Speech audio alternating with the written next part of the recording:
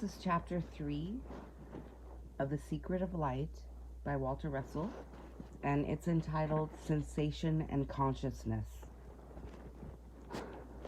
God is consciousness. Consciousness is static. Consciousness is the knowing of mind. Knowing is static. Consciousness is the spiritual awareness of being, of all knowing, all power, and all presence. Thinking is electric. God's thinking is expressed by two-way moving wave extensions from consciousness, like a lever swinging upon a fixed fulcrum, or like waves extending from the calm sea. Thought expression is dynamic. Thinking belongs to the electrically sensed and conditioned vibrating universe of motion. Thinking is the motionless principle in light, which creates the illusion of motion. The self of man belongs to the static, invisible, conscious, unconditioned universe of knowing. We express knowing in the dynamic, visible, electrically conditioned universe of sensation.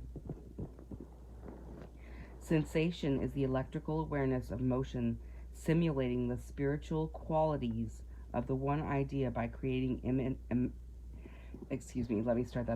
Sensation is the electrical awareness of motion simulating the spiritual qualities of the one idea by creating imagined quantities of separate forms which seem to have substance. Seen. Consciousness is real. Sensation simulates reality through motion of interchanging lights. But the mirage of a city is not the city it reflects. Confusing and misunderstanding as to whether we are thinking consciously from knowledge or sensing electrically from memory records stored in our brains have led us to the necessity of distinguishing between the two by the common usage of such terms as the human mind and mortal mind. We know full well, while using them, that there is but one mind of the one living God of love. The universal mind centers every particle and mass in this universe, animal, vegetable, or mineral, electron, atom, or sun. Man is the only unit in creation who has conscious awareness of the spirit within him and electrical awareness of dually conditioned light acting upon his senses. All other units of creation have electrical awareness only. Man alone can be freed from body to think with God, to talk with God, and be inspired by his centering light. All other units of creation are limited in their actions to automatic reflexes from sensed memories built up through the ages of sensing and recording such sensing as instinct. Likewise, the same confusion leads us to the adoption of such terms as quote-unquote subconscious mind and quote-unquote superconscious mind. There is but one mind functioning universally within all creating things, and that one mind is not stratified, nor divided into the more or less. There are no differing conditions of the one mind, nor are there different kinds of minds. Imagination.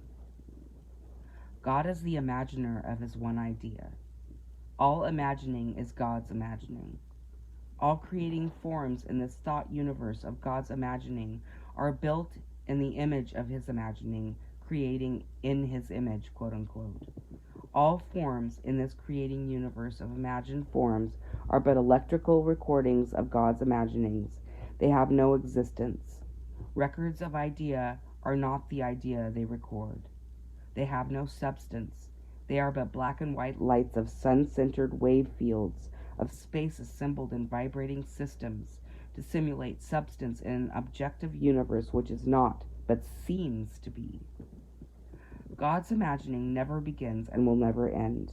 It was not created at some remote past time by some vast cosmic event, as commonly believed, nor is it condemned to a heat death by expansion into nothingness.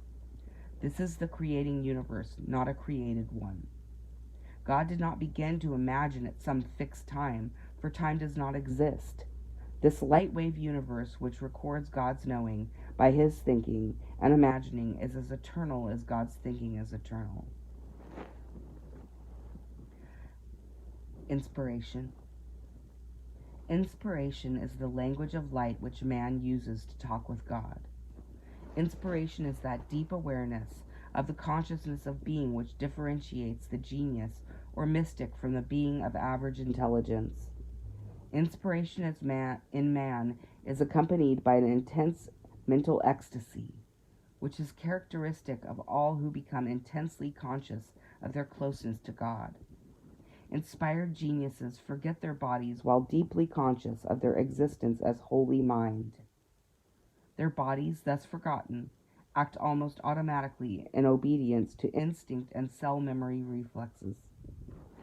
Inspired geniuses translate God's knowing into words of man for the soul of man. They uplift all mankind by re-inspiring all who listen to their ecstatic words and rhythms. He who attunes his heart to the messages of genius purifies himself. No impurity can there be in his heart, for verily he then is in communion with the Holy One.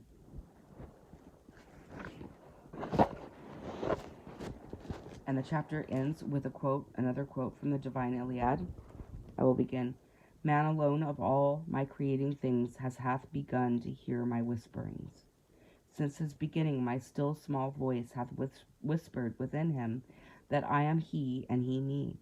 But even now barbaric men on thy small new world heareth duly, and maketh idols which he treasures before me, for he is still new. He is still but the ferment of his early brewing. For I say that all things which floweth from life of me have life of me flowing through them, even to the least of these. But I say that even though my light of immortal life floweth through those mortal symbols of my thinking, it toucheth them not in its passing. When they shall know the light of me in them, then they shall be me and I them. From the Divine Iliad.